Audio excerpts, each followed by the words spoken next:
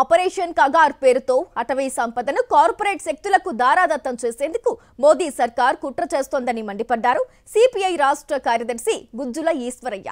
చర్చలకు సిద్ధమని ప్రకటించిన బూటకపు ఎన్కౌంటర్లు చేస్తూ మావోయిస్టులను ఊచకోత కోస్తున్నారన్నారు.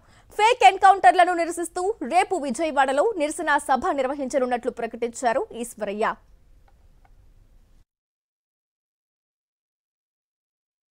ఆర్థిక సంపదను కార్పొరేట్ శక్తులకు అడవులను అప్పగించడానికి చేస్తున్నటువంటి హిడెన్ ఎజెండాలో భాగంగానే ఈరోజు ఆపరేషన్ కగార్ నడుస్తూ ఉంది అన్నట్టు. శాంతి చర్చలకు వాళ్ళు వస్తామంటున్నారు, ఆయుధాలు వదులుతామంటున్నారు.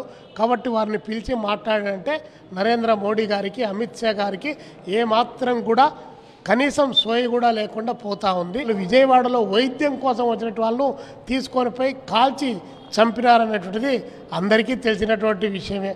ఫేక్ ఎన్కౌంటర్ల పేరుతో రాష్ట్ర ప్రభుత్వం సహకరించడం, కేంద్ర ప్రభుత్వం నరమేధానికి పాల్పడడం, ఇది ప్రజాస్వామికవాదులు, పౌర హక్కులు కోరుకునే వాళ్ళు ఏమాత్రం కూడా సహించేటువంటిది, సమర్థించేటువంటి విషయం కాదని రేపు నవంబర్ 23వ తారీఖు నాడు విజయవాడ కేంద్రంగా ఈ యొక్క నిరసన సభను ఏర్పాటు చేయడానికి మేము సిద్ధమైన